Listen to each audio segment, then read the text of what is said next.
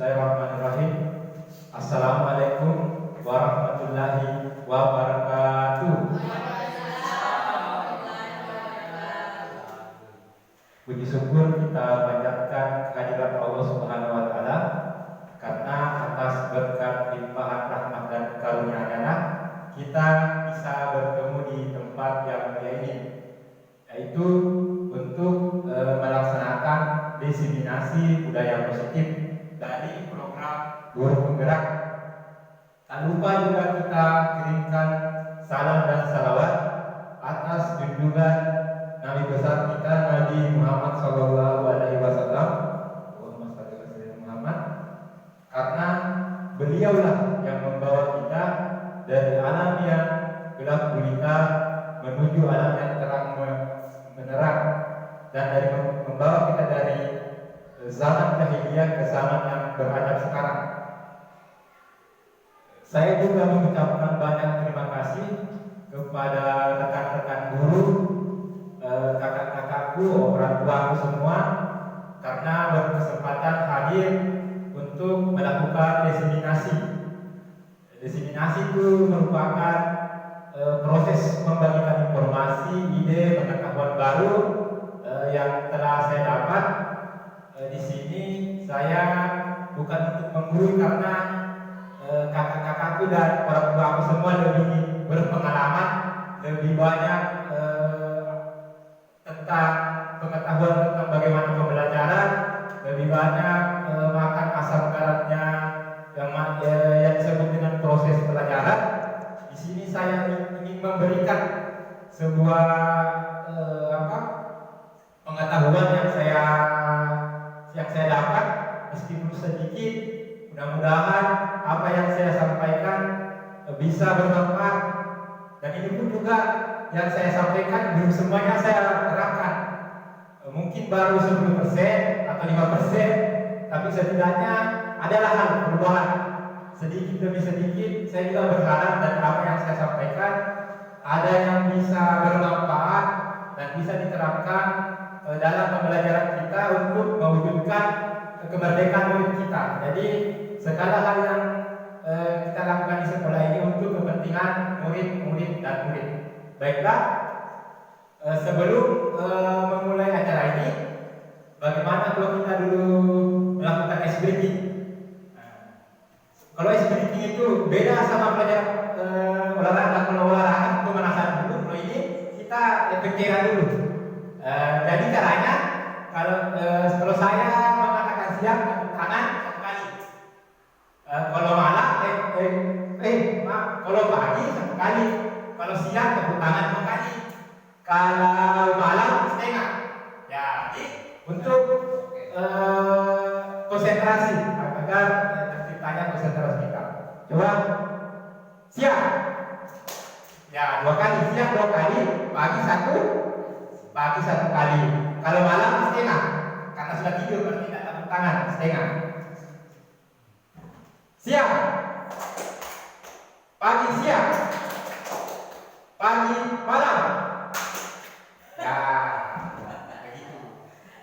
Ya, coba lagi. Malam siang. Ada yang tiba-tiba konsentrasi. Satu kali lagi. Ada lagi. Kita namanya permainan ayam dan bebek. Jadi semua mengikuti apa yang saya satu-satu. Jadi mengikuti apa yang saya ucapkan.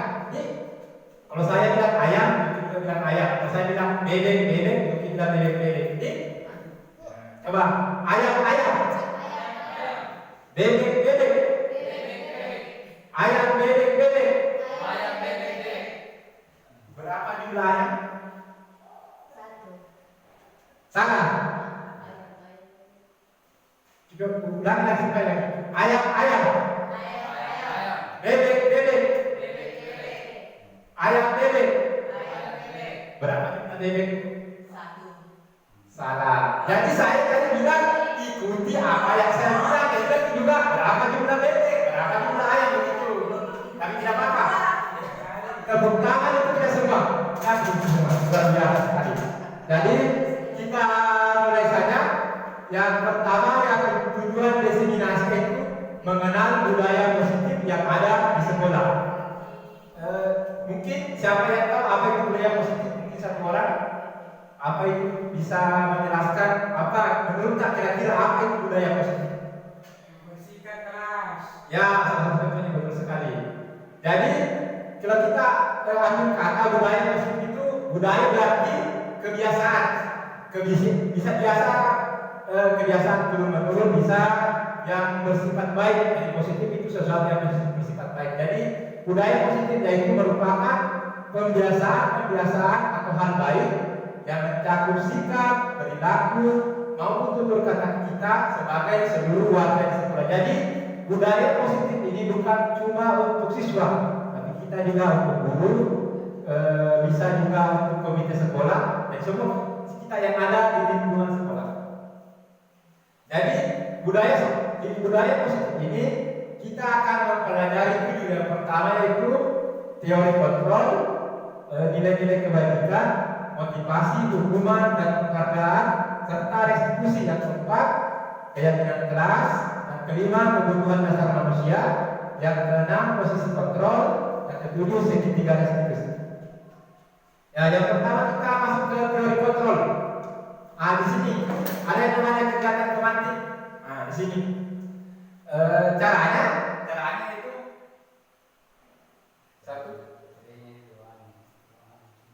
itu satu.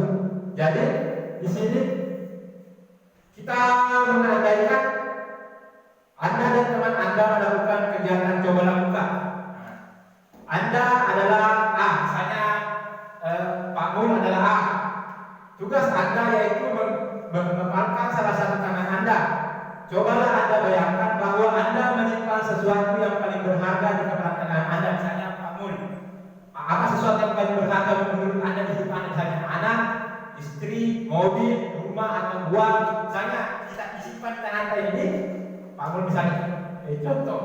Terus Anda perlu menjaga benda tersebut sekuat tenaga karena begitu penting untuk kehidupan Anda. Jadi tugas rekan B misalnya mahkamah mencoba untuk segala cara untuk membuka kepala tangan Pak Mul. Misalnya bisa mengintimidasi, memarahi, menggoda atau menawarkan uang. Apakah Pak Mul mau membuka kepala tangannya atau memberikan kepada mahkamah? Misalnya sesuatu yang paling berharga dalam hidupnya. Misalnya anaknya, contoh. Apakah dia mau memberikan membuka kepala tangan dan memberikannya kepada mahkamah? Kalau dia diberikan uang, jadi nanti dirubah bergiliran. Sekarang Pak Mul misalnya apa sesuatu yang paling berharga di dalam hidup kita? Contohnya misalnya anak, istri, keluarga. Anak, istri. Ya, keluarga. Nah, misalnya kepala tangan tak. Apakah misalnya menggoda, misalnya kasih uang 100 juta, mau dikasih anak sampai 1 juta ke mahkamah, misalnya contoh. Kalau kasih uang 100 juta, tidak mau. Tidak mau. Begitu juga misalnya mahkamah juga, misalnya apa sesuatu yang paling berharga di hidup Anda, di hidup kita misalnya. Ya keluarga, misalnya dikasih juga uang 1 miliar, mau lepas dengan anak istri. Tidak mau, ya. Berarti tidak mau sih. Nah sekarang ada pertanyaannya. Apakah Anda atau B, apakah misalnya Pak Mul dan mahkamah membuka kepala tangan Anda? Berarti jawabannya tidak. Mengapa alasan Anda atau A atau B tidak membuka kepala tangan? Kenapa tidak mau? Karena tidak ingin memberikan hal yang paling berharga dalam hidup, meskipun itu dikasih uang paling banyak sekali. Yang kedua, apakah Anda atau B menutup kepala tangan Anda? Mengapa? Apa alasan Anda atau A atau B tetap menutup kepala tangan Anda? Apa alasannya? Karena apa? Tidak mau memberikan, tidak mau memberikan apapun itu imbalannya. Dan terakhir, dalam kegiatan ini sesungguhnya siapa yang memegang kendali atau kontrol untuk membuka tangan Anda? Siapa yang memegang kendali? Diri? Nah, diri kita sendiri. Begitu juga dengan teori kontrol. Jadi teori kontrol itu beranggapan bahwa setiap orang memiliki gambaran berbeda. Kita berusaha memahami pandangan orang lain tentang dunia. Jadi yang paling utama di teori kontrol itu adalah hanya kita yang bisa mengontrol diri kita. Kita tidak bisa mengontrol orang lain. Nah, itu tentang teori kontrol. Yang kedua, kita ke nilai-nilai kebajikan. Jadi nilai-nilai kebajikan itu adalah sifat-sifat positif atau sifat-sifat yang baik dari manusia yang merupakan tujuan mulia yang dicapai setiap individu supaya mereka selamat di dunia dan dipandang baik oleh masyarakat. Nilai-nilai tersebut bersifat universal atau menyeluruh dan lintas bahasa, suku bangsa, agama maupun latar belakang. Jadi nilai-nilai kebajikan itu tidak di semua negara terapkan. Yang namanya nilai-nilai kebajikan semua mau baik seperti di sini kita lihat nilai-nilai kebajikan dari profil pelajar Pancasila. Sekarang ini yang dijalankan oleh Kemendikbud yang di P5 yang harus dimunculkan. Yang pertama yaitu beriman dan bertakwa kepada Tuhan Yang Maha Esa dan berakhlak. Jadi minimal 2 atau 3 ya setiap anu yang harus dimunculkannya. Dan setiap pembelajaran atau setiap kegiatan itu? Setiap kali pembelajarannya gotong royong, mandiri, kreatif dan bernalar kritis. Nah, jadi ini yang sedang diingatkan untuk P5 nanti, insya Allah ada yang P5 di Dinas Pendidikan. Saya berharap semua rekan-rekan guru bisa ikut. Yang kedua, IDO. Dari IDO yaitu toleransi, rasa hormat, integritas, mandiri, menghargai, antusias, empati, keingintahuan, kreativitas, kerjasama dan lain-lain. Dapat dipercayai semua nilai-nilai kebajikan. Jelasnya hal-hal yang lain, hal positif itu semua nilai-nilai kebajikan. Yang kedua, kita masuk di motivasi, hukuman dan penghargaan serta restitusi. Jadi nanti saya kasih semua materi, nanti kalau ada yang kurang dimengerti silakan bertanya, atau dalam penyampaian saya ini kalau ada yang langsung ingin ditanyakan bisa juga langsung mengajukan tangan. Kalau nanti terlewat, nanti lupa, jadi bisa mengajukan tangan kalau ada yang saya jelaskan yang kurang dimengerti atau butuh pendalaman lagi. Insya Allah kalau saya bisa saya jawab, kalau tidak bisa mungkin saya bisa dibantu sampai sendiri karena beliau lebih paham lah masalah ini karena sudah melalui. Beliau juga merupakan pengajar praktik dalam bergerak. Jadi kalau tentang materi ini saya baru mungkin keterpahamannya mungkin baru setengahnya. Kalau Iwas ini mungkin sudah di luar kepala ini, sudah mengerti semua. Yang pertama yaitu motivasi perilaku manusia. Jadi ada 3 yang mempengaruhi motivasi kita beserta diri kita. Yang pertama untuk menghindari ketidaknyamanan atau hukuman. Nah, biasanya kita berbuat begitu untuk menghindari ketidaknyamanan atau hukuman. Contoh waktu kita tidak usah kita ambil siswa kita, misalnya disuruh menyapu, dia mau melakukan menyapu mungkin karena takut dimarahi atau takut dihukum. Nah itu. Yang kedua untuk mendapatkan imbalan atau penghargaan dari orang lain. Nah, misalnya berilah contoh ini, kalau ada pemilu atau misalnya Pak Bupati, kalau lewat kita maka ditarik yang dihargai sekali, karena supaya kita terlihat baik atau mendapat penghargaan dari beliau. Nanti kalau jadi sumi, tak memiliki beliau dan tidak ada jabatan. Begitu. Salah satu itu manusiawi, Bapak Ibu. Dan terakhir ini motivasi internal. Ini yang terakhir motivasi internal atau motivasi yang ada dari dalam diri. Yang kedua tadi ini merupakan motivasi eksternal karena ada maunya. Yang terakhir ini untuk menjadi orang yang mereka inginkan dan menghargai diri sendiri dengan nilai-nilai yang mereka percaya. Dan ini yang akan kita lihatkan kepada siswa kita. Memang sulit untuk itu, tapi mudah-mudahan dengan apa yang kita miliki, apa yang kita percaya, dengan menerapkan nilai-nilai kebajikan, setidaknya kita mulai dari hal-hal yang kecil, hal-hal yang sederhana, sehingga siswa kita bisa menghargai diri mereka sendiri dan melakukan kegiatan yang memotivasi dari dalam diri sendiri mereka. Selanjutnya, ya, kita beralih ke hukuman, konsekuensi dan restitusi. Nah, ini yang sering sekali saya lakukan. Menghukum. Nah, hukuman itu tidak terencana dan tiba-tiba.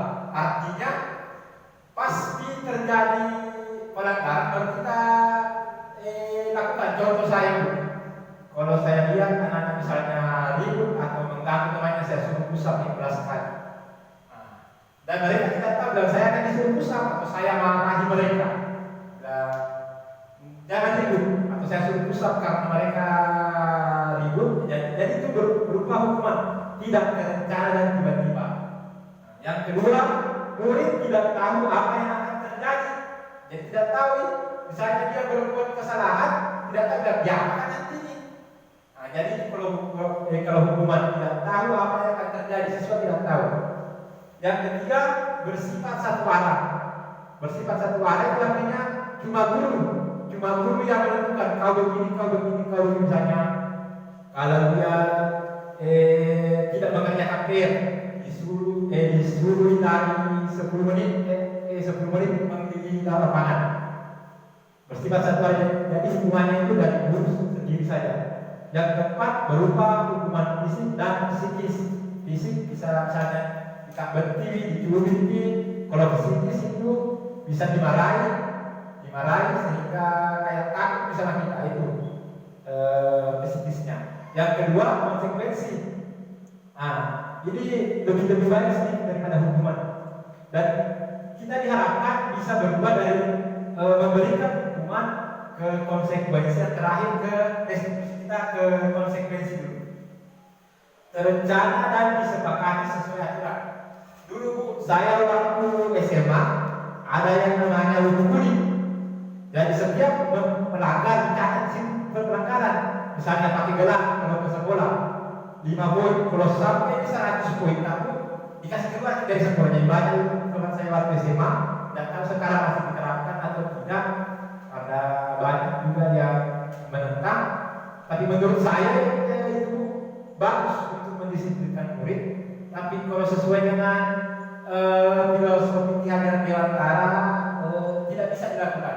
Tapi kalau menurut saya Ibu, dulu itu bagus untuk menekan perilaku siswa. Yang ada namanya hukum kuning. Misalnya pakai celana yang tidak sesuai, pakai celana gombrang, misalnya panjang rambut. Kalau panjang rambutku, jadi dulu seringkali dibawa waktu SMA. Kalau panjang rambut dicukur dan poinnya 10. Kalau 10 kali dicukur 100 poin, kasih keluar dari sekolah dulu. Jadi konsekuensi itu terencana atau disepakati sesuai peraturan. Seperti tadi misalnya contoh, dikasih tahu siswa misalnya kalau 2 kali tidak kerja tugas disuruh naik di papan tulis menyanyi, contoh misalnya, dan 2 kali tidak kerja tugasnya itu. Konsekuensi begitu sudah kita sepakati dengan siswa. Ada kesepakatan dengan siswa, misalnya ditanya nih terlebih dahulu, misalnya kalau mengganggu teman atau makan di kelas tidak boleh istirahat 10 menit. Contoh, kalau mengganggu teman di kelas. Yang ketiga, sikap guru selalu memonitor murid. Yang ketiga, ini yang diharapkan kita bisa lakukan, yaitu restitusi. Apa itu restitusi? Itu proses menciptakan kondisi bagi murid untuk memperbaiki kesalahannya. Proses kolaboratif atau proses kerjasama, saling sharing, saling berbagi, yang mengajarkan murid untuk mencari solusi sendiri. Jadi di restitusi itu kita mengembangkan murid. Misalnya dia melakukan kesalahan, dia sendiri yang bisa memecahkan permasalahan yang mereka lakukan dan mencari pemecahan masalah sehingga dia menjadi pribadi yang lebih baik dari sebelumnya. Nah, sekarang kita beralih ke perbedaan hukuman dan konsekuensi. Nah, ini dulu kita ke hukuman dan konsekuensi dulu. Jadi hukuman itu sesuatu yang menyakitkan. Pasti namanya hukuman sesuatu yang menyakitkan. Kalau konsekuensi itu sesuatu yang harus terjadi karena sudah disepakati berarti harus terjadi. Kalau hukuman itu berupa paksaan. Kalau konsekuensi itu tanggapan karena sudah ada kesepakatan, berarti mereka sudah tahu apa yang akan terjadi. Kalau hukuman itu anak belajar untuk menyembunyikan kesalahan, kalau konsekuensi itu anak belajar untuk mematuhi peraturan. Nah, sekarang saya kasih soal.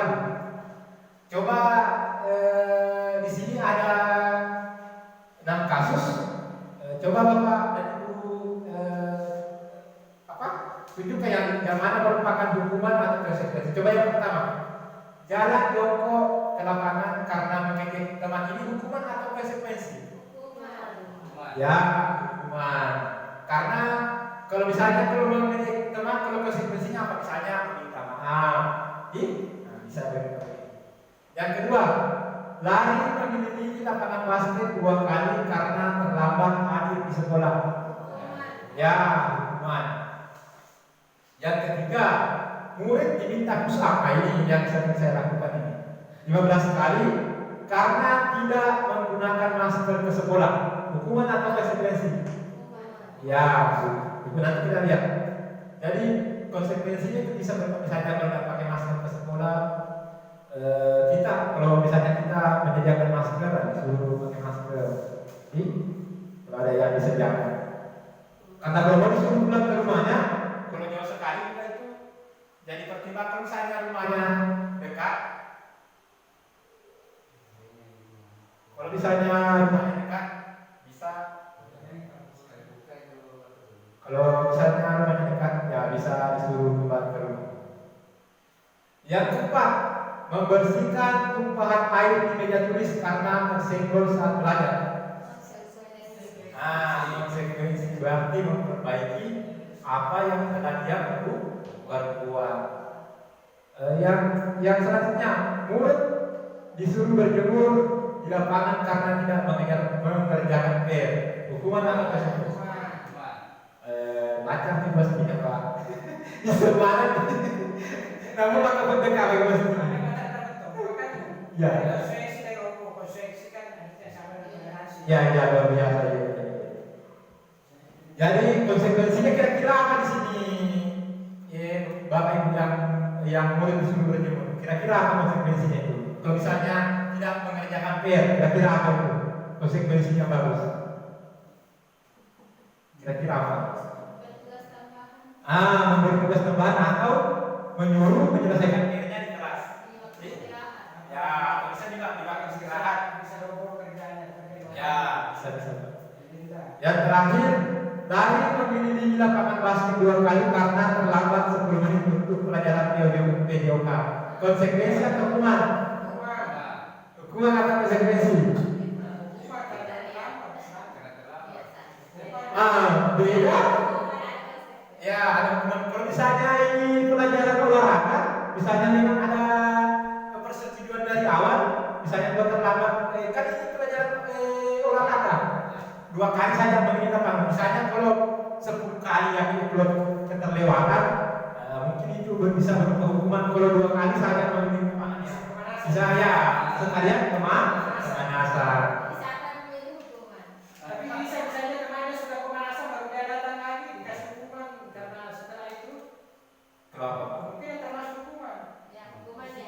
Ya, bisa. Ini Pak bisa berubah hukuman kalau tidak ada kesepakatan dari awal.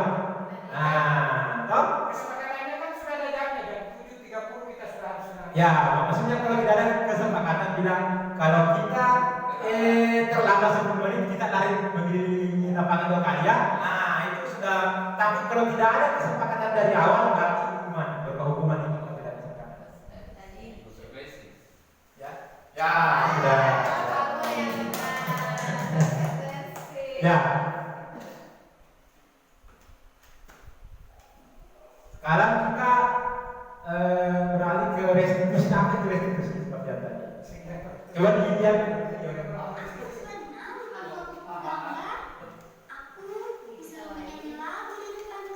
Ah, ini dihukum ini. Karena lupa bawa gambar, nah disuruh menyanyi di depan kelas. Tidak kasihan padanya. Dia capek mengajari aku. Apakah kita pernah melakukan seperti ini? Tidak mengerjakan PR. Bu guru bilang tidak apa-apa. Nah, Aku divaksin. Aku pernah salah memakai seragam sesuai peraturan. Aku disuruh pulang. Tidak boleh mau ke sekolah. Aku mengejek guru. Kemudian aku dipertemukan dengan guru tersebut untuk berdiskusi akan dampak dari perbuatanku. Aku mengerti kesalahanku dan aku akan perbaiki. itu kalian terakhir yang merupakan restitusi, contoh restitusi. Dia akan memperbaiki. Jadi itu belum restitusi kalau dia cuma mengakui kesalahan. Harus ada perbaikan dari siswa tersebut. Tapi kita sebagai guru yang mendorong kegiatan tersebut. Jadi restitusi adalah proses menciptakan kondisi bagi murid untuk memperbaiki kesalahan mereka, sehingga mereka bisa kembali pada kelompok mereka dengan karakter yang lebih kuat.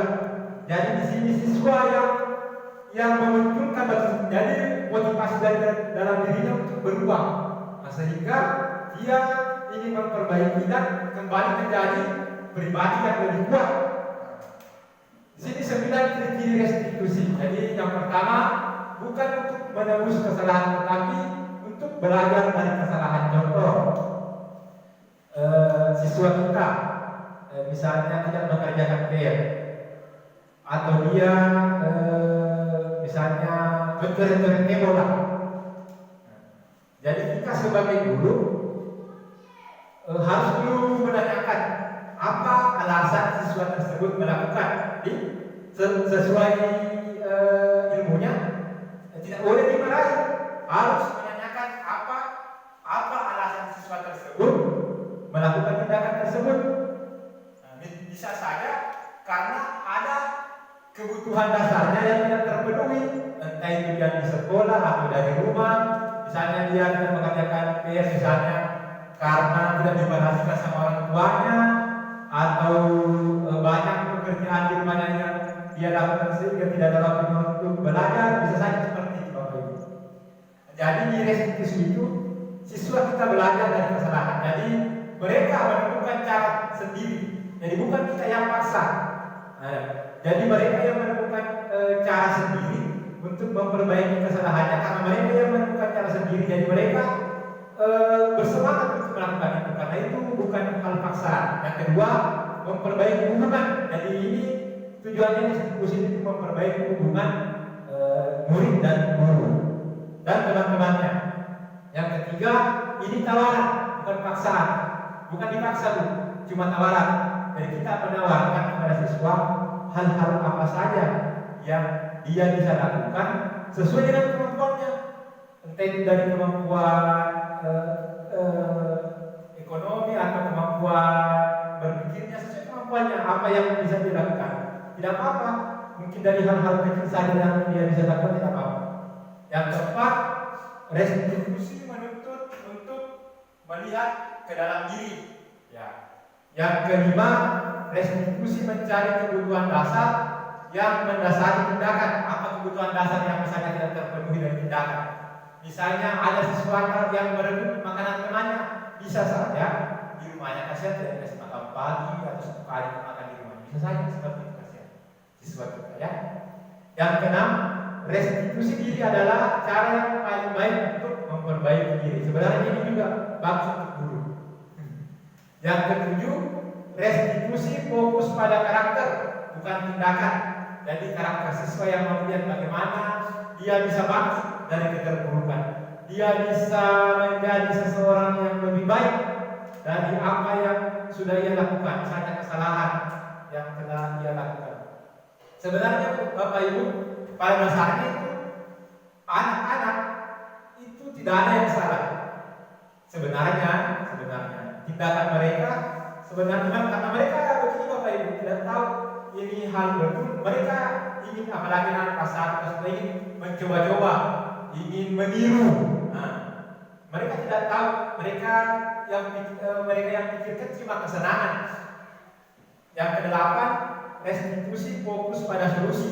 Nah, solusi pemecahan masalah. Yang kesembilan, restitusi mengembalikan murid yang berbuat salah pada kelompoknya. Jadi dia bisa menjadi pribadi yang lebih baik untuk kembali kepada kelompoknya setelah melakukan restitusi. Selanjutnya, kita belajar tentang keyakinan kelas.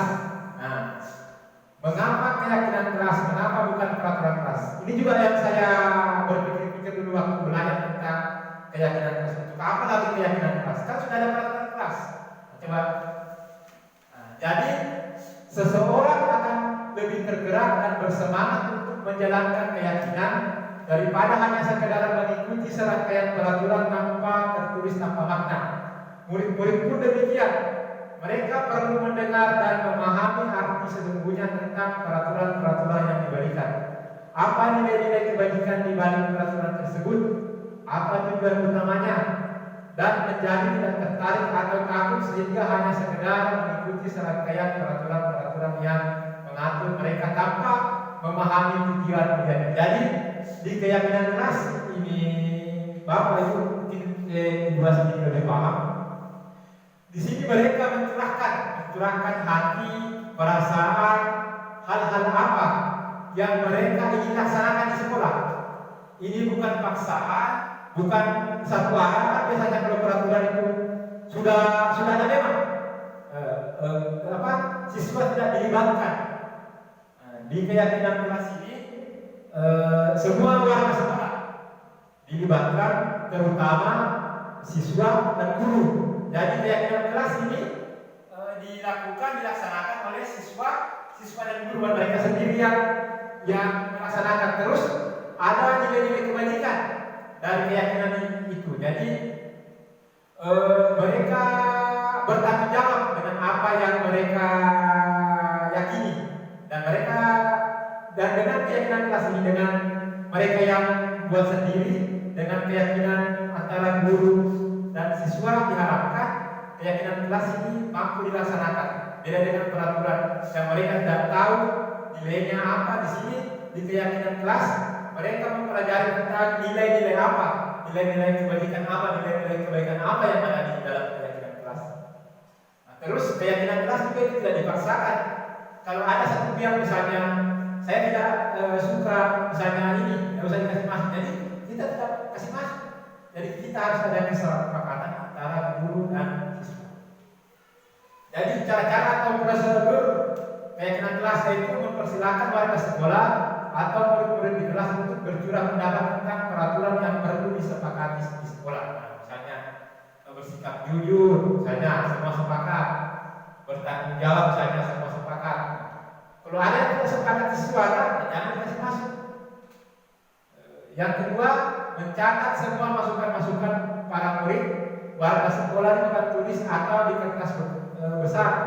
Yang ketiga, mengubah kalimat negatif ke kalimat positif. Artinya jangan menggunakan kata-kata yang bernada negatif seperti tidak atau jangan. Misalnya jangan mengganggu teman, usahakan saling menghormati. Usahakan menggunakan kata-kata yang positif, jangan menggunakan kata yang tidak atau jangan yang berkonotasi negatif. Selanjutnya, menemukan nilai kebajikan dari setiap keyakinan. Nah, ini yang penting. Misalnya nilai kebajikannya dari bersikap tenang saat pelajaran berlangsung. Apa itu nilai kebajikan? Kira-kira tertib. Misalnya saat kalau menolong, nilai kebajikannya apa? Kalau menolong. Yang selanjutnya, meninjau kembali dan memilah keyakinan kelas yang mirip agar keyakinan kelas tidak terlalu banyak dan kebajikan. Jadi tidak usah terlalu banyak Bapak Ibu. Jangan lewat dari misalnya misalkan kayak 6. Jangan lewat dari 6 misalnya yang jangan terlalu banyak supaya mudah diingat siswa sehingga mudah diterapkan juga. Selanjutnya terakhir, semua warga sekolah menyetujui keyakinan kelas dan siap ditempel di dinding kelas. Nah, ini contoh keyakinan kelas siap bertanggung jawab, bersikap sopan. Mudah-mudahan bisa kita semua bisa membuat keyakinan kelas kita di kelas ini. Mudah bisa bikin keyakinan kelas. Jadi gampang cara kelasnya kita tuangkan semua dulu di kita, siswa, guru, kita bisa kreatif bagaimana sebenarnya mungkin. Yang kelima, kebutuhan dasar manusia. Nah, jadi ini kebutuhan dasar manusia, siswa. Jadi kebutuhan dasar manusia adalah segala sesuatu yang kita lakukan untuk mendapatkan apa yang kita inginkan. Seluruh tindakan yang kita lakukan memiliki tujuan tertentu, dan semua usaha terbaik yang kita lakukan adalah dalam rangka agar kebutuhan dasar kita terpenuhi dengan baik. Saya contoh, kenapa kita bekerja Bapak Ibu? Untuk apa? Mencari uang, untuk menafkahi anak istri kita supaya tersedia semua sandang, papan, dan pangan. Ya. Yang pertama, kebutuhan yang pertama, jadi ada 5 kebutuhan dasar. Yang pertama yaitu bertahan hidup, atau bahasa kerennya survival, yaitu makanan, pakaian, tempat tinggal, keamanan, dan kesehatan. Yang kedua, kasih sayang dan rasa diterima. Nah, kita semua hidup pasti kalau kita masih normal sebagai manusia biasa pasti ingin disayangi, rasa diterima, kedudukan, berbagi, kerjasama, dan lain-lain. Yang ketiga, penguasaan harga diri, dianggap, memimpin, berprestasi, diakui dan didengar. Yang keempat, kebebasan berdiri, mencoba hal baru, mampu mengendalikan arah diri. Yang terakhir yaitu kesenangan. Ini juga yang paling penting. Kita butuh yang namanya kesenangan. Saya Bapak Ibu dalam aktivitas misalnya pada 2 bulan terakhir ini hampir dibilang tidur misalnya cuma 5 jam, lebih banyak 5 jam 1 hari. Tapi saya tetap yang namanya kesenangan saya harus penuhi atau istirahat. Misalnya hari Minggu, meskipun banyak sekali tugas yang menumpuk, saya usahakan karena ada yang banyak saya usahakan pasti hari Minggu saya pergi banyak sama anak-anak istri. Saya usahakan untuk bersama mereka. Karena apa yang saya lakukan, meskipun tugas banyak, karena kalau kita tugas terus dipikir, kita bisa melupakan anak, bisa melupakan istri, hubungan bisa rendah dari kita. Padahal tujuannya kita misalnya ikut untuk anak dan istri, gara-gara itu yang bisa membuat hubungan rendah istri dan suami. Banyak teman-teman yang banyak kita jaga. Sekarang gara-gara itu bergerak, jangan langsung baca sebagai kita, jarang nih Pak Guru, naik. Padahal tujuan utamanya kan guru bergerak. Mungkin salah satu faktornya untuk misalnya karir, untuk lebih ke depannya, kan itu untuk anak sama istri juga. Nanti jangan kita berpikir yang kita lakukan untuk anak sama istri malah membuat kita jauh dari anak sama istri ya. Jadi saya usahakan itu setiap minggu atau Sabtu, meskipun tugas banyak sekali, saya tetap waktu bersama istri atau pergi makan sama-sama, pergi jalan di mana, pergi naik motor saya, jelas ada waktu untuk anak sama istri. Karena kalau tidak terpenuhi itu yang kesenangan, kita bisa stres gara-gara tugas, gara-gara pekerjaan. Karena saya pernah dengar ada seseorang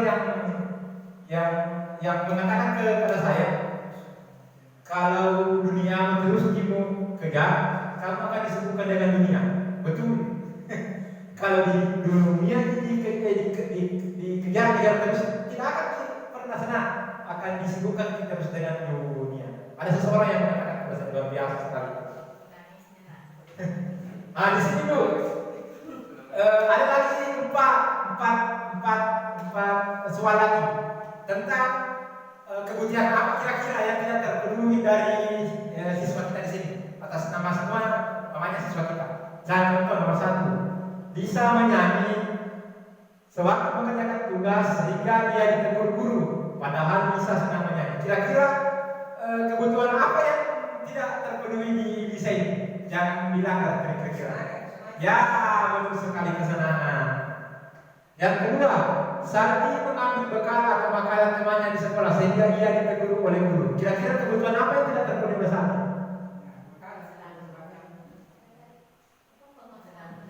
Pembasahan bisa, apalagi kebutuhan untuk bertahan hidup. Bisa saja salih itu tidak makan kesian di rumahnya. Nah, bisa saja. Bisa saja tidak makan di rumahnya untuk bertahan hidup karena lapar kesian. Jadi dia mengambil bekal temannya. Yang ketiga, Agil bosan belajar di kelas harian. Akhirnya dia keluar kelas tanpa minta isi. Kira-kira apa ini? Ya, kebebasan. Kesenangan kita bisa. Ya, bisa saja karena pembelajaran kurang menyenangkan sehingga dia keluar. Begitu saya lihat sesuatu yang kok minta itu kelas ini mesum. Karena tapi kalau kita memberikan pembelajaran yang menyenangkan, yang bermain-main apa itu pada kelasnya. Tapi itu ya mungkin juga ke saya itu yang dorongan ke kita sebenarnya di semangat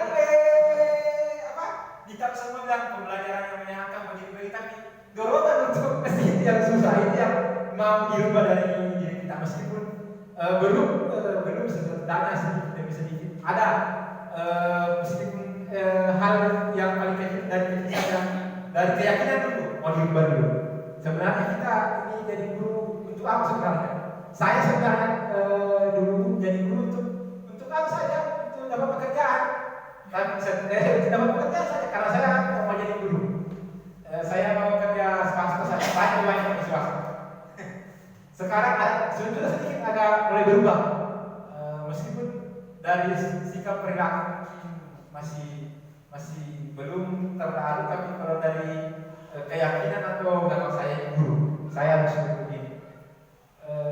Saya harus melakukan kalau apa bedanya saya dengan bekerja sebagai pegawai swasta kalau tidak ada yang berbeda dari guru dan pegawai swasta sama misalnya. Tidak ada keyakinan dulu lah yang berubah dari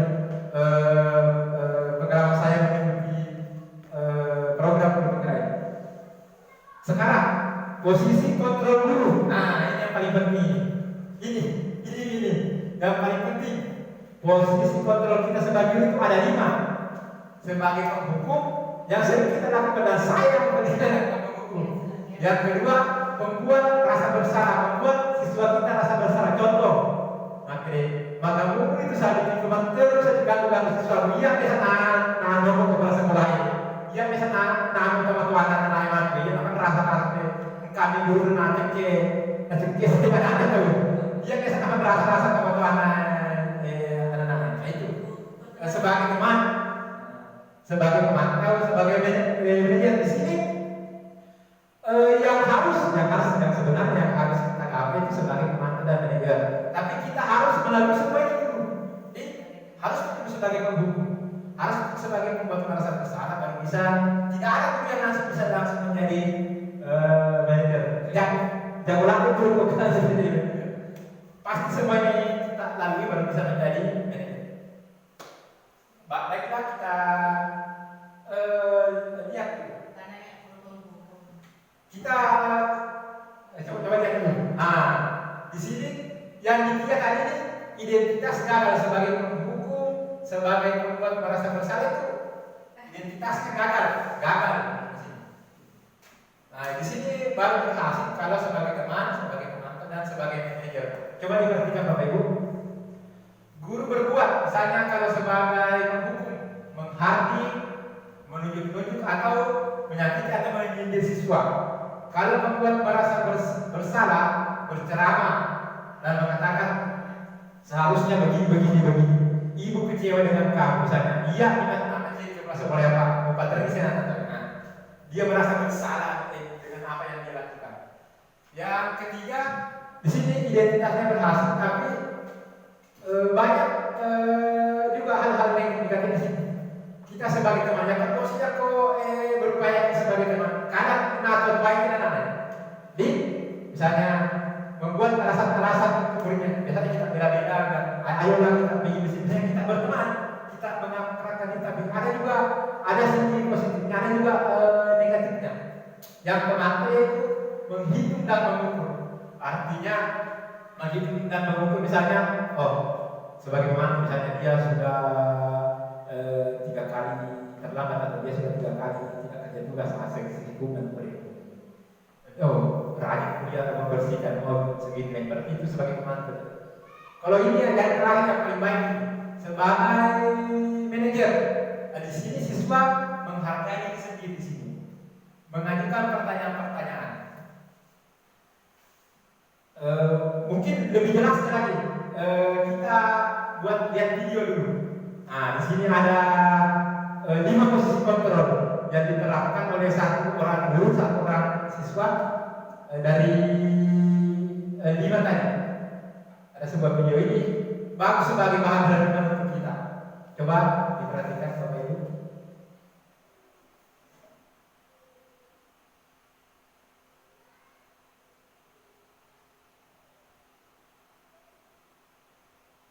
Ya, coba diperhatikan Bapak Ibu.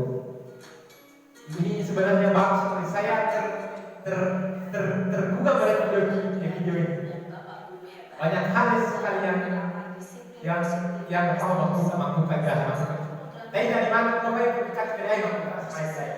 Bukan sampai yang mau buat. Restitusi adalah proses perjalanan seorang pendidik agar dapat mengenali dirinya. Pada video kali ini, kita akan membahas tentang 5 posisi kontrol yang dikembangkan oleh Diane Gosser dan contoh penerapan. Jadi itu merupakan instruktur Bapak Ibu. 5 posisi kontrol itu adalah 1. Posisi penghukum, 2. Posisi pembuat merasa bersalah, 3. Posisi teman, 4. Posisi pemantau atau monitor, dan 5. Posisi manajer. Untuk lebih memahami kelima posisi tersebut, mari kita saksikan kasus Naren Ini sesuatu yang terlambat. di sekolah dan melihat bagaimana kelima posisi kontrol dalam menghadapi masalah tersebut. Dia guru yang menghadapi. Pertama, sebagai penghukum. Guru sebagai penghukum ini. Posisi kontrolnya guru sebagai penghukum.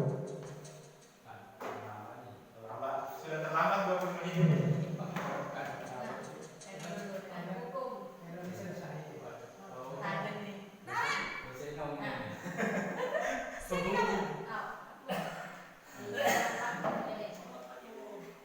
Selalu terlambat. Jadi ada kata-kata selalu. Pasti terlambat. Maaf Bu, saya Apa? Apa coba? Alasan kamu apa lagi? Kapan sih kamu tidak terlambat? Malas sekali ya kamu jadi anak. saya Dasar pemalas.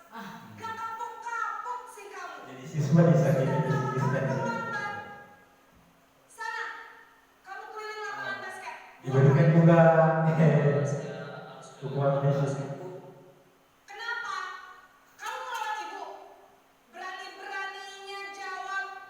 Sudah terlambat, masih berani jawab pula. Masa mereka tak pada Keliling guru. lapangan basket 5 kali sekalian. Biar kapok. Cepat. Pergi sana ke lapangan basket.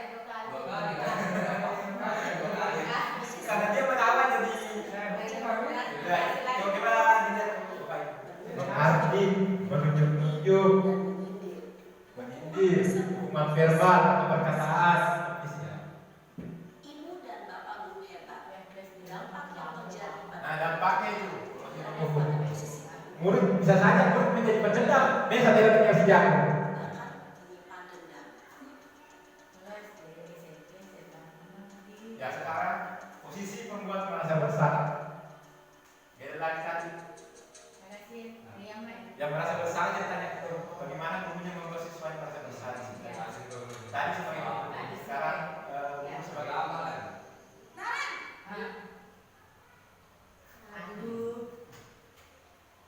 Selamat pagi Bu. Naren. Kamu kenapa terlambat lagi, nak? Ya Tuhan, Naren. Kamu senang ya bikin ibu susah ya? Ya, ini kata-katanya ini merasa bersalahnya di situ. Bapak kepala sekolah, Ya, itu. nak. Nanti dia dimarahi kelas sekolah itu kata-kata.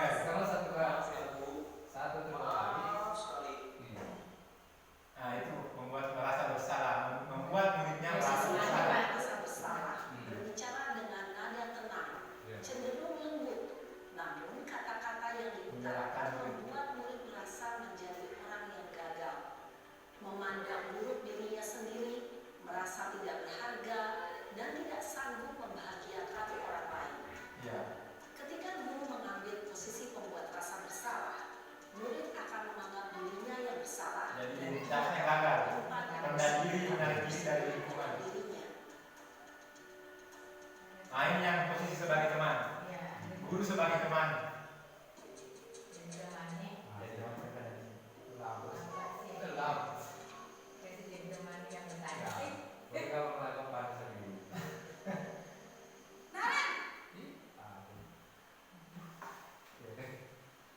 Selamat pagi, Bu. Wah, sudah jam berapa Nah, nih, Nak? biasanya kita menggunakan kata-kata yang Biasa ya. sehari-hari Iya, Bu. kayak teman kita begitu. Ibu saya belum bangunkan saya, Bu. Kamu malah menyalahkan ibu kamu. Ya. Kamu bukannya anak yang larinya paling kencang. Kok terlambat sih? Iya, Bu. Saya memang terlambat bangun tadi. Jadi, biarpun saya lari kencang, tetap gak kekejar, Bu. Ya sudah sana. Nanti lain kali larinya lebih kencang lagi ya. Biar gak terlambat lagi. Biasanya juga bercanda dengan siswa itu sebagai teman. Bisa kan? Bisa lah, Bu. Ya sudah sana. Teman, masuk kelas. ada hal positif, Beresin ada hal urusan negatif kamu. dari Kamu ini ada-ada saja.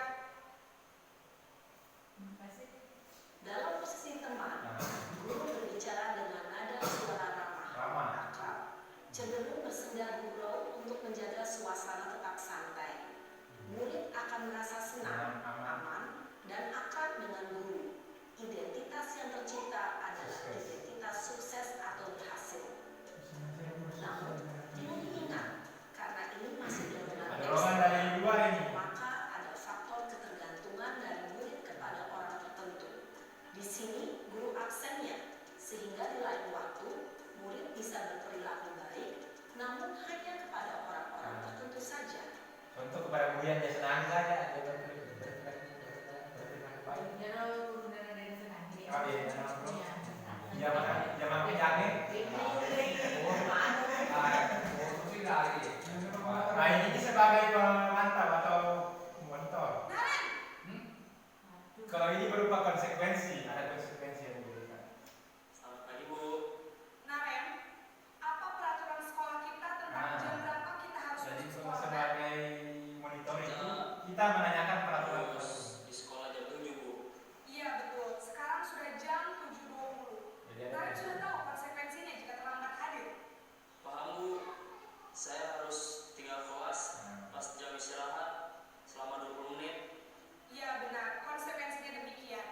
Jadi nanti jam 9.30 pas istirahat, kamu harus tinggal di kelas, kerjakan tugas tambahan untuk ketertinggalan kamu, ya? Baik, Bu. Posisi pemantau mengandalkan penghitungan atau data untuk mengontrol murid.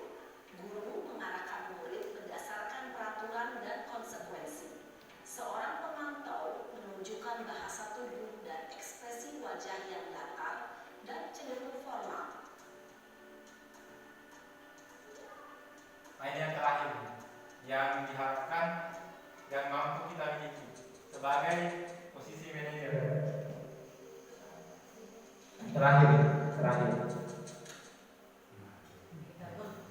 coba diperhatikan bagaimana posisi manajer Bapak Ibu.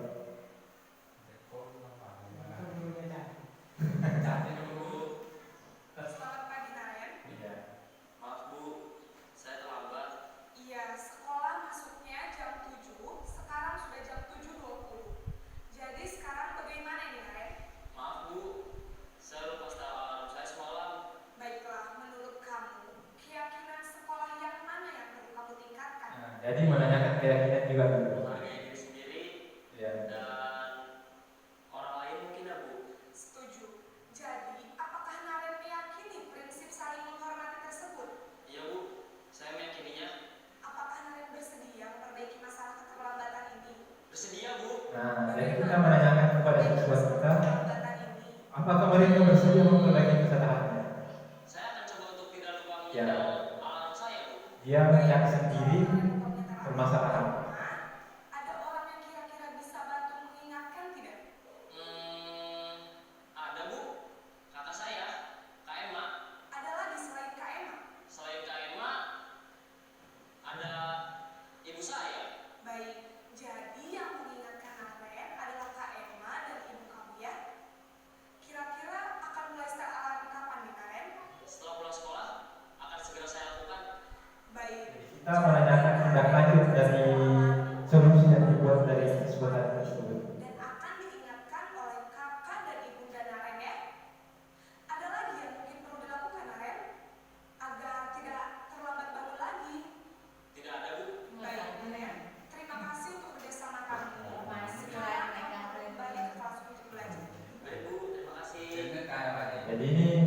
posisi yang terakhir. Posisi manajer adalah posisi kontrol yang disarankan untuk membimbing murid memiliki sikap Ini yang susah ya.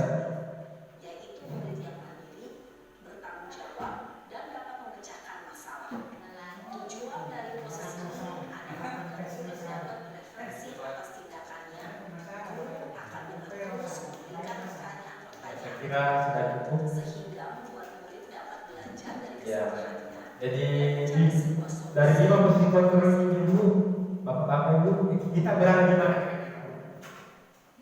Yang menghukum kah, membuat merasa bersalah kah, sebagai teman kah, sebagai pemerintah kah, atau sebagai manajer? Sebagai teman. Kadang kita bisa sebagai teman, kadang juga sebagai penghukum. Nah sekarang ini ada sebuah kasus bisa dilewati saja. Sudah paham kan dari video tadi? Nah sekarang kita ke yang keenam, segitiga restitusi. Nah ini tadi segitiga restitusi. Nah, jadi segitiga restitusi itu proses dialog. Nah ini juga sudah diterapkan sama Ibu Siti. Proses dialog yang dijalankan oleh guru agar dapat menghasilkan murid yang mandiri dan bertanggung jawab. Artinya mandiri, dia bisa menyelesaikan permasalahan yang dia buat sendiri dan bertanggung jawab artinya bisa bertanggung jawab atas apa yang dilakukan. Jadi ada 3 langkah-langkah segitiga restitusi. Yang pertama, menstabilkan identitas. Yang kedua, validasi tindakan yang salah. Yang ketiga, menanyakan keyakinan. Jadi yang pertama itu menstabilkan identitas. Jadi harus distabilkan dulu itu identitasnya anak-anak yang dari takut atau yang dari merasa bersalah berdasarkan prinsip membuat kesalahan adalah bagian dari proses pembelajaran. Jadi menstabilkan identitas itu beranggapan bahwa membuat kesalahan itu merupakan proses pembelajaran. Jadi kita kata-kata yang kita ucapkan ke siswa kita dalam menstabilkan identitas itu kita mengatakan, nah misalnya ada kasus Saldi, misalnya Saldi, itu tadi kasusnya contoh mengambil makanan temannya misalnya, atau langsung mengambil makanan temannya. Ditanya misalnya untuk menstabilkan identitas, nah berbuat salah itu wajar. Nah, misalnya, nah bapak juga kalau perlu, misalnya kita memang pernah melakukan enggak? Waktu kecil dulu, bapak juga pernah melakukan hal yang sama. Nah, untuk menenangkan dulu siswa itu, ya, untuk menstabilkan identitas itu untuk menenangkan dulu siswa. Nah, berbuat salah itu wajar, nah, tidak ada manusia yang sempurna, nah, jadi wajar kita berbuat salah lagi, apalagi kita masih belum dewasa misalnya. Setelah kita melakukan itu, setelah kita menenangkan siswa kita, sekarang kita melakukan validasi tindakan yang salah atau memvalidasikan, membenarkan tindakannya. Jadi berdasarkan prinsip setiap perilaku berupaya memenuhi suatu kebutuhan tertentu. Jadi siswa kita saja Bapak Ibu melakukan sesuatu tindakan, pasti ada sesuatu hal yang tidak terpenuhi. Siswa kita juga begitu. Ada sesuatu hal yang tidak dipenuhi. Contoh tadi misalnya berbagi makanan temannya, apa yang tidak terpenuhi? Mungkin saya tidak dibikinkan makanan pagi sama orang tuanya. Bertanya, dia lapar, tidak tahu. Apalagi di sekolah kita misalnya tidak ada kantin, dia tidak bisa beli apa-apa, atau meskipun ada kantin kalau tidak bawa uang lagi, sehingga dia melakukan tindakan tersebut. Jadi ada salah satu atau bisa 5 kebutuhan dasar tadi yang tidak terpenuhi sehingga dia melakukan tindakan tersebut. Jadi yang kita katakan, kamu pasti punya alasan mengapa melakukan hal itu. Nah misalnya tadi alasannya misalnya saya lapar Pak, saya lapar Bu. Jadi dari sini mereka sudah bisa tenang dan mereka sudah beranggapan, ini guruku ini, nah bibi mentok ini nama lain Kak. Bisa juga kita mengatakan, padahal kamu bisa melakukan hal yang lebih buruk dari maksudnya. Kamu bisa berbuat yang lebih tidak baik daripada ini. Untung ini saja kita lakukan. Bisa juga dikasih tahu kamu patut bangga karena telah melindungi sesuatu yang penting bagi kamu. Misalnya kalau dia memukul temannya, kenapa dia memukul temannya? Karena misalnya adiknya diganggu adiknya, atau ada sesuatu perempuan yang diganggu, dia mukul temannya karena ingin melindungi temannya. Atau yang penting bagi dia.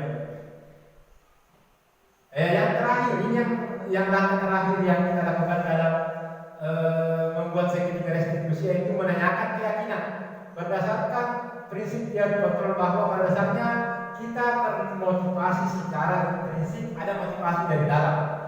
Kata-kata yang kita ucapkan kepada siswa tadi sesuai tadi dari video, ada yang ibu guru tadi menanyakan kepada Naret, apa keyakinan kelas kita? Kita kembali ke keyakinan, apa yang kita yakini di sekolah. Nah, jadi itu tujuannya keyakinan kelas. Kalau ada misalnya siswa kita yang melanggar, kita bisa kasih lihat dari keyakinan kelas ini, keyakinan kelas yang kita buat sendiri kan, nah kita langgar nih. Nah, jadi apa yang menurut hal apa yang harus kita lakukan untuk memperbaiki? Nah, misalnya nilai apa yang sudah disepakati bersama, nilai-nilai kebajikan apa bisa kita tanyakan lagi kepada siswa kita. Jadi inilah langkah-langkah segitiga restitusi dan juga langkahnya seperti jadi di posisi manajer tadi itu sebenarnya sudah melakukan segitiga restitusi. Nah, sekian dan terima kasih. Jadi itulah tadi paparan materi dari saya. Itu tadi paparan materi dari saya. Misalnya di tanya jawab saya ada yang mau menanggapi, ada yang mau atau sudah dimengerti semua. Saya juga minta maaf apabila dari penyampaian saya dari perkataan saya kurang jelas karena memang tidak begini dari produknya sana. Ada yang ingin ditanyakan, ada yang ingin lebih dijelaskan lagi. Kalau ada misalnya yang lebih jelas lagi mungkin bisa dibantu sama bos, karena beliau lebih paham sekali daripada saya. Saya kasihan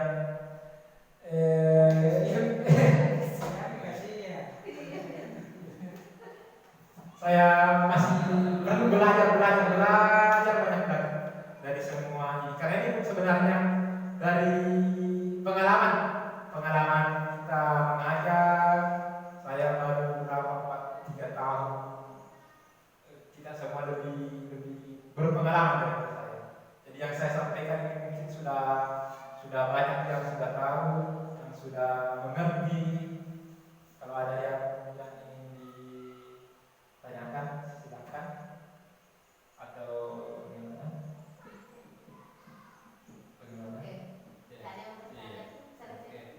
Oh iya, terima kasih banyak. Oke, sedikit Pak. Iya. Nah, ini yang menarik itu adalah 5 posisi kontrol guru. Iya. Nah, sebagaimana yang kita ketahui bahwa kebanyakan, dan kalau saya sih berbicara diri saya sendiri, kita sebenarnya paham sih bahwa menghukum itu tidak baik, tetapi terkadang kita tidak bisa menerapkan. Oke lah, kalau kita ganti peraturan menjadi keyakinan, tetapi kadang agak sulit menerapkan peraturan itu atau menerapkan keyakinan itu ketika tidak disertai dengan hukuman. Nah, seperti apa sebenarnya Pak Adnan menilai ini, bahwa kita sebenarnya meninggalkan metode ini, meninggalkan kebiasaan ini, budaya ini, menghukum ini. Apalagi kita lihat di sekolah kita ini, terus terang kita masih 80% memberikan hukuman ke anak-anak. Maksudnya walaupun kita sudah perlahan sih ya, kalau dulunya memang dulu itu memang kita memberikan hukuman secara fisik, maka mungkin kadang anak-anak dipukul itu dulu. Kalau sekarang kan memang sudah tidak ada lagi, tetapi yang paling parah sekarang kita masih memberikan hukuman ke anak-anak berupa verbal, kata-kata yang menyakitkan hatinya. Nah, bagaimana sebenarnya kita melihat ini, apa yang harus kita bangun di sekolah kita ini supaya budaya menghukum ini bisa kita tinggalkan? Sebenarnya begini Bu, hukuman itu menurut saya, hukuman itu ada hal positif, ada hal negatif. Tidak memberikan hukuman kepada siswa cuma berupa keyakinan, ada hal positif dan ada hal negatif. Tapi yang ini yang sekarang kurikulum merdeka sesuai dengan sekarang kan kurikulum merdeka itu sesuai dengan prinsip Kiai Dewantara. Hukuman itu tidak boleh lagi diterapkan. Tapi ya itulah ada pro dan kontra tentang hukuman dan apa kita menerapkan sesuatu keyakinan tanpa memberikan hukuman, tanpa memberikan efek jerah. Hal begini Bu. Sesuatu hal yang sedikit berubah dari saya. Karena karakteristik siswa berbeda-beda Bu. Ada yang dilembuti, ditanya saja baik-baik bisa berubah. Ada juga yang dikerasi, diberi hukuman juga baru bisa berubah. Begitu Bapak Ibu ya. Saya kira siswa kita ya. Ada yang dikasih dilembuti, dipadeci Pak, sampai dia berubah. Kalau dikerasi Pak, ditawari Pak, sampai dia berubah. Ada seperti karena karakteristik siswa berbeda-beda. Tapi yang saya terapkan, nomor satu saya mencoba mendekatkan diri dengan siswa. Mendekatkan diri. Karena kalau kita tidak mendekatkan diri ke siswa, bagaimana cara mendekatkan diri? Setidaknya setiap hari dia hanya bercerita. Kalau saya yang saya terapkan, saya mengajak mendekatkan diri ke siswa salah satunya mengajak bercerita setiap hari. Apa dikerja kemarin, apa yang dilaksanakan kemarin. Karena kalau kita merasa akrab atau dia merasa tidak canggung ke kita, biasanya hal-hal yang kita suruhkan itu cepat dia laksanakan. Kalau dia takut sama kita, misalnya dihukum toh, pasti dia takut sama kita. Apa yang dia tidak ada, pasti dia akan lakukan lagi. Kalau kita akrab, kita membuat kesepakatan, kita berbicara dari hati ke hati dengan mereka. Siswa saya ini yang dua, saya lihat begitu setiap hari setidaknya saya bercerita. Itu saya bilang, mungkin saya masuk terlambat, tapi setidaknya saya ada untuk mereka untuk saya bercerita apa yang saya lakukan di rumah, misalnya kemarin apa dikerja apa. Mereka aktif meskipun saya tidak tanya. Jadi mereka kalau sampai di kelas itu pasti bercerita tentang pengalamannya di rumah, apa yang mereka lakukan, apa yang mereka lihat. Setidaknya saya membuat kecanggungan itu ada hilang dulu.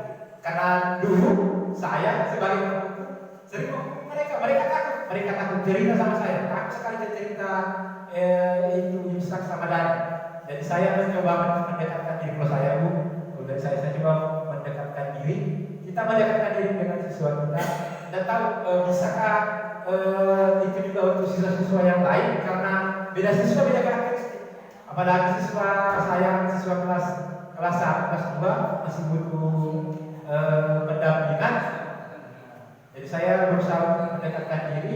Yang kedua, saya bukan sebagai mengikuti apa yang mereka inginkan. Misalnya suka kita menggambar atau menulis saja. Yang suka menggambar, misalnya tugasnya itu misalnya ada operasi menghitung, misalnya coba saya gambar pelajaran itu, coba saya gambar saja itu 3, 2 misalnya apel. Kalau tidak sudah yang menulisnya gambar 3 buah apel, baru tambah lagi semangka misalnya 2, tambah lagi warnai sama dengan berapa. Jadi saya tanya, yang mana kita suka? Saya menjelaskan lama atau kita melaksanakan kegiatan pembelajaran lama-lama bercerita Pak. Kita mau tanya-tanya. Biasanya saya begini, saya tanya. Jadi kalau saya itu tidak terlalu lama menjelaskan ke siswa, saya biasanya langsung secara pribadi karena siswa yang coba mendekatkan diri dulu ke siswa. Kalau dia merasa dekat, mereka merasa terlindungi dengan kita, apa yang kita bilang biasanya dilaksanakan.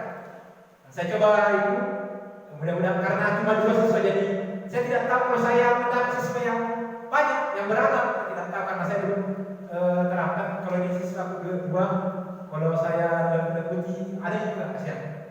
Jadi ucap-ucap atau benar kasih jangan mulai. Saya belum ke banyak siswa. Kalau saya sendiri yang saya bisa cerita, minta maaf kalau apa yang saya berikan masih kurang baik. Yang saya lakukan itu yang saya sini. Yang saya dapat sih baru sebenarnya kecil yang saya dapatkan, tapi setidaknya ada hal baru yang dari pola pikir saya, perasaan saya baru. Setidaknya saya harus berbeda dari pekerjaan yang lain. Saya kira seperti itu. Bisa ada yang lain? Ya, terima kasih banyak. Terima kasih banyak sekali atas waktu dan kesempatan, atas kerjasamanya yang luar biasa. Tanpa bantuan dari teman-teman sekalian. Jadi kalau teman-teman tanpa bantuan dari kakak-kakak dan orang tua sekalian, kegiatan ini tidak akan bisa terlaksana. Terima kasih banyak atas atensinya selama ini, bantuannya kepada saya, dan saya harapkan kita lebih bisa berkolaborasi, saling menjaga kekeluargaan ini supaya kedepannya kita bisa berbuat lebih baik untuk siswa kita. Sekian, wabillahi taufiq wal hidayah. Assalamualaikum warahmatullahi wabarakatuh.